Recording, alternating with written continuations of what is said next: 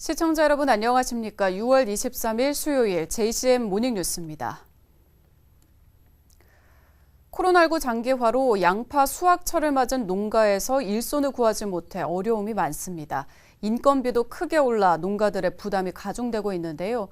부족한 일손으로 어려운 농가를 위해서 아파트 분여회까지 나섰습니다. 구현희 기자가 보도합니다. 울주군의 한 양파밭입니다. 5, 60대 주부 10여 명이 양파 수확에 한창입니다. 일손이 달려 어려움을 겪는 농가를 위해 울산의 한 아파트 분여회가 팔을 걷어붙였습니다. 양파 수확철인데 농가들이 너무 일손을 부족하니까 저희들이 와서 일을 도왔습니다. 보물을 만난 기분이라고 그러더라고요. 덕분에 1,500평에 달하는 양파 수확이 반나절 만에 끝납니다. 외국인 노동자들을 많이 쓰셨는데 지금 코로나 때문에 일할 사람들이 없다고 그러시더라고요. 그래서 많이 도움을 요청해가지고 저희들이 기꺼이 응해드렸습니다. 코로나19 장기화로 외국인 노동자를 구하기 어려운 농가에겐 사막의 오아시스와 같습니다. 특히 올해는 일손 구하기가 더 어려워진 데다 인건비도 1년 전보다 50%나 올랐습니다. 군부대라든지 아니면 우리 기동대에서 일정상 그런 부분들이 도움이 안 되다 보니까 정말 그래서 더 인력이 더 부족하고 인건비가 더 많이 이렇게 작년에 비해서 더 올라가는 그런 경향이 있지 않나. 급기야 일부 농가는 부족한 일손을 대학생 알바생으로 대체하고 있습니다. 곳곳에서 도움의 손길이 이어지곤 있지만 장기화되고 있는 일손 부족 문제에 근본적인 대책 마련이 필요해 보입니다. JCN 뉴스 구현입니다. 송철호 시장과 5개 구군 단체장들은 어제 울산 주거, 울산 주소 갖기 운동의 범시민적 추진을 위한 업무 협약을 맺었습니다. 구군은 이번 협약을 통해 울산 주소 갖기 운동을 적극 홍보하고 인구수 증가를 위한 다양한 사업을 발굴하기로 했습니다. 울산시는 울산에 거주하고 있지만 주소는 두고 있지 않은 분들의 적극적인 참여를 당부했습니다. 국민의힘 권명호 국회의원은 동구 방어진이 조선해양 뿌리산업 특화단지로 신규 지정됐다고 밝혔습니다. 뿌리산업 특화단지는 주조와 금형용접 등 6대 업종 사업장이 집단적으로 입주한 지역의 기업들에게 친환경과 스마트화를 지원하는 사업입니다. 정부는 대형 조선소 내 직접화된 용접, 표면 처리 협력사를 대상으로 핵심 장비 공동 활용과 대기업과 중소기업의 상생 협력, 그리고 전문 인력 양성 등을 지원할 예정입니다. 권명호 의원은 동구 제조업의 제도력과 근로자들의 근무 환경 개선이 기대된다고 밝혔습니다. 국민의힘 박성민 국회의원이 LH 관계자들을 만나 야음 근린공원을 아파트지구로 조성해서는 안 된다는 입장을 거듭 강조했습니다. 박 의원은 어제 LH 균형발전 본부장과 민간 임대사업 단장으로부터 야음 근린공원 개발 현황을 보고받는 자리에서 울산의 공원 해제율이 전국에서 비해 터무니없이 높은 수준이라고 지적하고 야음 근린공원이 공해로부터 도심을 보호하는 역할을 하는 만큼 아파트지구로 조성해서는 안 된다고 말했습니다. 이에 대해 LH 측은 최대한 도시공원의 기능을 회복하고 체계적인 계획 수립을 통한 공원 조성에 임할 수 있도록 하겠다고 답변했습니다. 전국 학교 비정규직 노조 울산지부는 어제 울산시 교육청 프레스센터에서 기자회견을 열고 다음 주 전면 등교에 따른 급식실 안전대책 마련을 촉구했습니다. 노조는 시교육청이 오는 28일부터 전면 등교 방침을 밝혀 급식실 업무가 더 많아질 것으로 예상되지만 지난해부터 실시해온 급식실 도우미 지원 예산을 하반기에는 편성하지 않고 있고 일부 학교에는 급식 도우미조차 배치되지 않고 있다고 주장했습니다. 이에 대해 시교육청은 오는 8월 말까지 급식실 도우미 지원 예산이 편성돼 있고 이후에는 교육부의 방침에 따라 방역과 보건, 급식실 등을 통합해 지원할 수 있는 예산을 반영했다고 밝혔습니다. 울산 시민신문고위원회가 구군 옴부즈만과 지역 민원 해결을 위해 머리를 맞댔습니다. 시민신문고위원회는 어제 시의회 대회의실에서 북구와 남구, 울주군에서 활동 중인 고충민원 해결 옴부즈만과 지역 내 집단 민원과 사회 취약계층 고충 해결을 위한 방안을 논의했습니다. 특히 민원 해결 향상을 위해 고충 민원에 대한 공동조사와 정보 교류 등을 협의했습니다. 지난 2018년 울산 시민신문고위원회가 출범한 이후 울주군과 북구, 남구가 옴부즈만을 설립해 운영하고 있습니다. 울산시가 기술력이 뛰어난 기술 강소기업 유치와 부가가치가 높은 지식서비스 산업 육성에 본격적으로 나섰습니다. 10년간 550개 기업을 유치해 산업구조를 다각화시키겠다는 계획입니다. 김영아 기자가 보도합니다. 울산의 주력 산업인 제조업. 그러나 코로나19 경제 위기에 취약한 산업으로 분류되고 있습니다. 이에 따라 울산시가 제조업 중심의 산업 구조를 다변화시키기 위해 신산업 발굴에 주력하고 있습니다. 울산시는 올해 기술혁신이나 경영혁신, 벤처와 그린에너지, IT 등 기술력이 높은 기술 강소기업 60곳을 유치하기로 했습니다. 이를 위해 하이테크밸리 등 기술 강소기업 집적화단지를 조성하고 특별보조금과 R&D 자금 등 인센티브를 제공해 울산으로의 이전과 창업을 적극 유도하기로 했습니다. 오는 2028년까지 500개 기업을 유치하고 일자리 만여 개를 창출한다는 목표를 세웠습니다. 부가가치가 높은 지식 서비스 산업 육성도 함께 추진됩니다. 관광과 연계한 마이스 산업과 바이오 헬스, 원전 해체와 수소 경제, 해상 풍력 등이 집중 육성됩니다. 울산시는 경제자유구역과 수소개놈 규제 특구 등 투자 환경을 바탕으로 우수기업 유치에 적극 나서기로 했습니다. 오는 2024년까지 관련 기업 50개를 유치하고 560여 개 일자리를 창출할 계획입니다.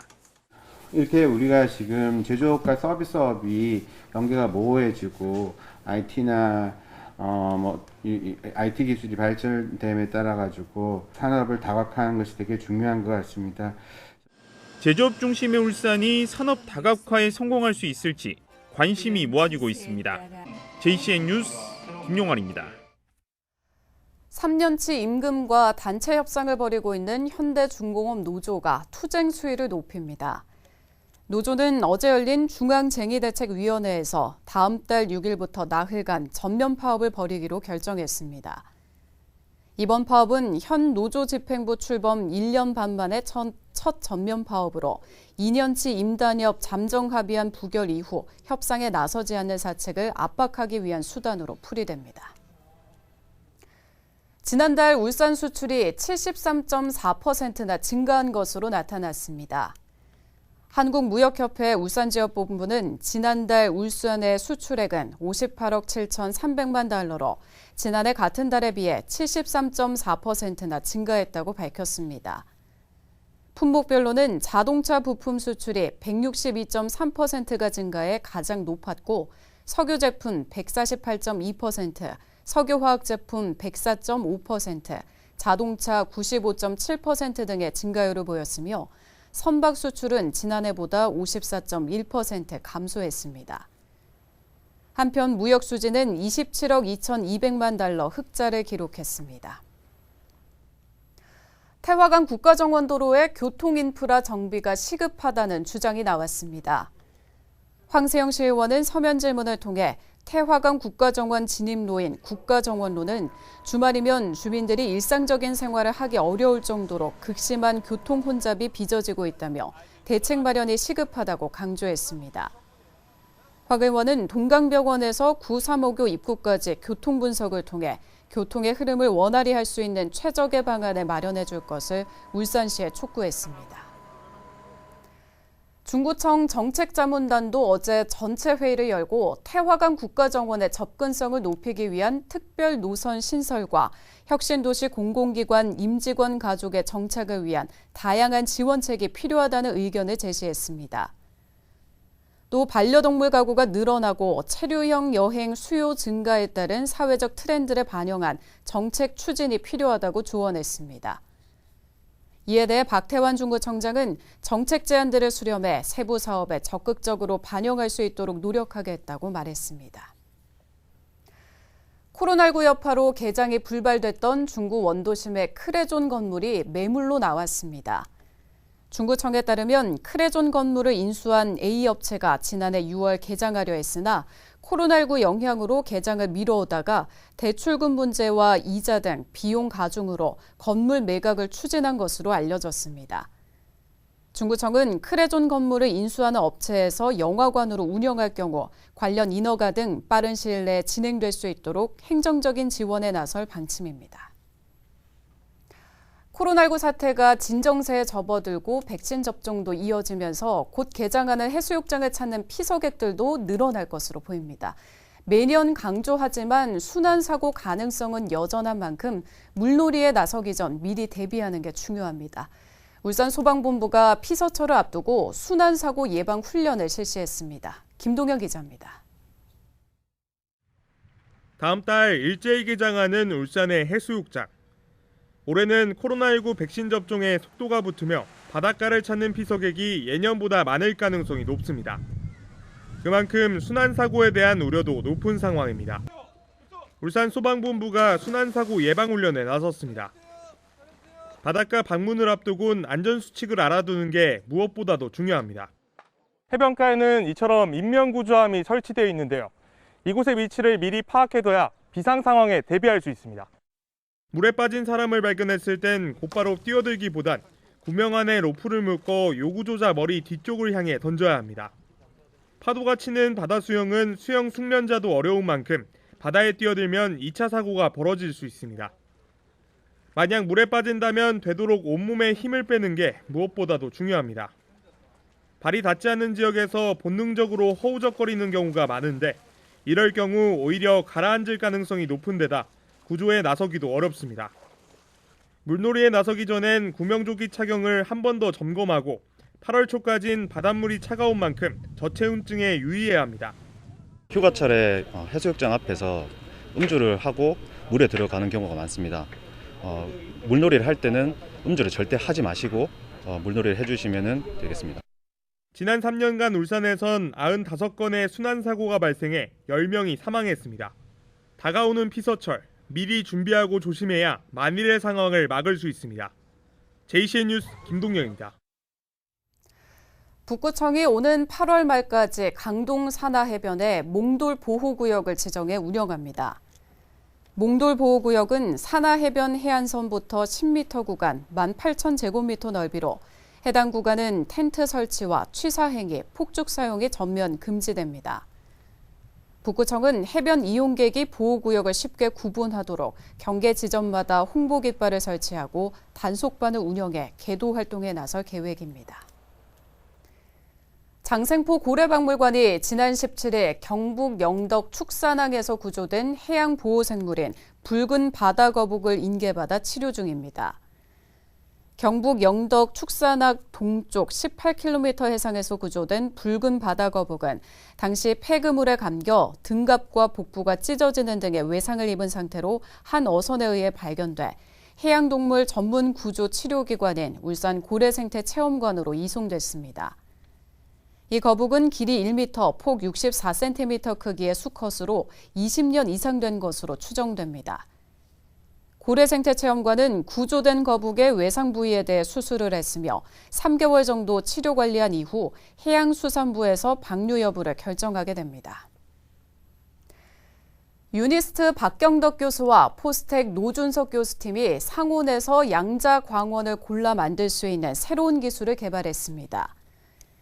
연구진이 개발한 기술은 나노광학 공진기와 탐침 증강 광발광 나노 현미경을 결합한 기술로 양자광원을 원하는 위치에 만들고 15나노미터 수준의 공간 해상도로 검출할 수 있습니다.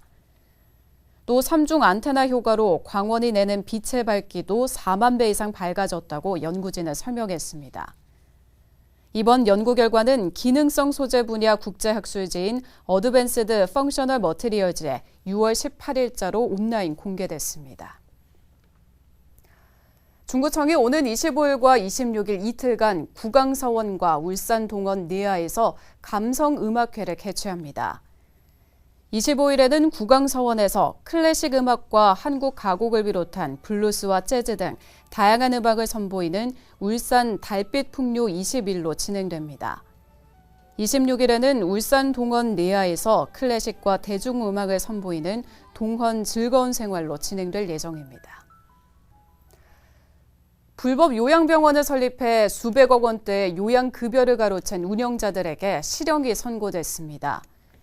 울산지법 박현배 부장판사는 사기 등의 혐의로 기소된 요양병원 이사 50대 A씨에게 징역 5년을 선고하고 또 다른 이사 40대 B씨에게 징역 3년 6개월을 선고했습니다. 이들은 요양병원 설립 인가를 위한 서류를 위조하는 식으로 남구에 불법 요양병원을 차린 뒤 국민건강보험공단으로부터 요양급여비 명목으로 76차례에 걸쳐 242억 원가량을 타낸 혐의를 받고 있습니다. JCM 모닝뉴스를 마칩니다. 함께해 주신 여러분 고맙습니다.